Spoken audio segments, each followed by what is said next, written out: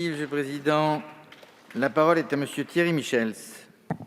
Merci Monsieur le Président, Monsieur le Ministre, mes chers collègues. Les masques, beaucoup a été dit, beaucoup sera dit ce soir et beaucoup continuera à être dit demain. Les critiques d'abord. Beaucoup s'épanchent et se demandent pourquoi la France, cette puissance mondiale, n'a-t-elle pas été en mesure de fournir des masques à ses citoyens dès le début de la crise. Les mêmes ont pu par le passé être des pourfendeurs de la ministre de la Santé de l'époque, Madame Roselyne Bachelot, critiquée au moment de l'épidémie H1N1 pour avoir été, je cite, trop prudente. Ces mêmes personnes ont pu ainsi siéger ici, peut-être dans cette assemblée, où aucune inquiétude ou intérêt n'a été exprimé avant la crise. Quant au niveau de stock de masques, je peux en témoigner en tant que membre de la Commission des affaires sociales. Mes chers collègues, loin de moi l'idée de polémiquer sur un sujet qui mérite toute notre attention et d'excuser ce qui ne peut l'être. Je crois plutôt qu'il nous faut aborder ce débat avec toute l'humilité, tout le sérieux et tout le recul qui s'impose pour tirer tous les enseignements de cette crise. D'où sommes-nous partis ? La France disposait en 2008 d'un stock stratégique d'1 milliard de masques chirurgicaux, stock qui fait augmenter de plusieurs centaines de millions de masques lors de l'épidémie H1N1 et de plus de 500 millions de masques FFP2. Trop, au vu de l'expérience tirée de l'épidémie H1N1, ce qui conduisit à l'évolution de la doctrine.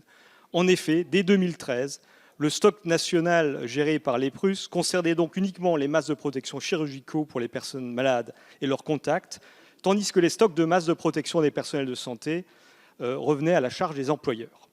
Cette doctrine, responsabilisant l'ensemble des acteurs, était également fondée sur une hypothèse essentielle, la capacité à s'approvisionner rapidement sur les marchés internationaux, notamment auprès de la Chine, en cas d'urgence. À quoi avons-nous été confrontés ?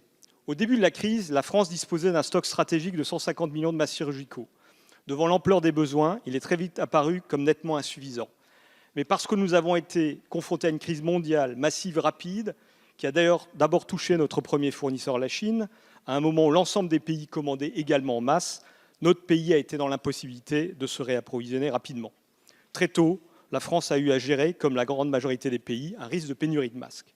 À partir de là, le gouvernement a eu à prendre deux décisions. Dans un premier temps, la réquisition de l'ensemble des stocks de masques détenus par des personnes morales sur le sol français à partir du 3 mars.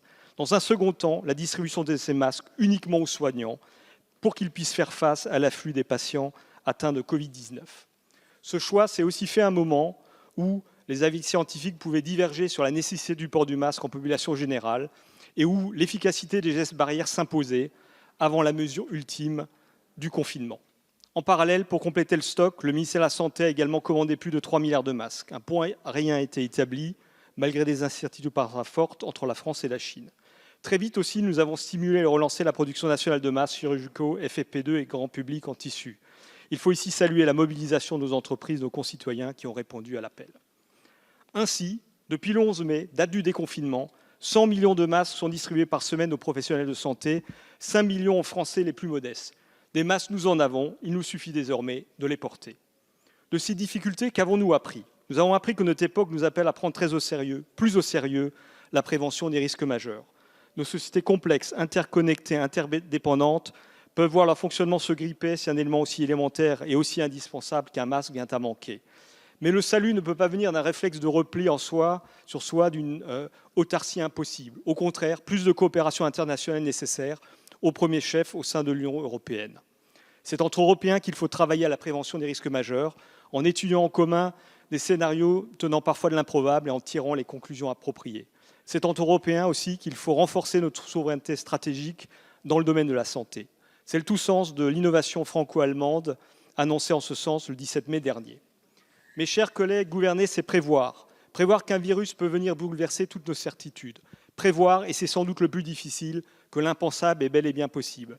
C'est d'une assurance française et européenne dont il faut nous donner pour nous préparer au pire et donc anticiper l'émergence des risques majeurs, prévenir leur apparition et si cela ne suffit pas, maîtriser leurs conséquences, questionner sans relâche nos stratégies, tester les dispositifs prévus et 100 fois sur le métier remettre notre ouvrage pour les améliorer. Notre Assemblée a également son rôle à jouer. Nous devons continuer à la hisser à la hauteur des enjeux en mobilisant en particulier l'Office parlementaire d'évaluation des choix scientifiques et technologiques ou le Comité d'évaluation et de contrôle des politiques publiques. Enfin, aucune politique de prévention ne saurait être efficace sans impliquer le citoyen. La discussion, le débat et la compréhension collective et citoyenne des enjeux sont des éléments fondamentaux qu'il nous faudra avoir à l'esprit pour affronter demain des défis de même ampleur. Nous autres Français savons désormais que la prévention est essentielle. Tirons-en toutes les leçons et élus comme citoyens, agissons. Je vous remercie. Vous pouvez voir.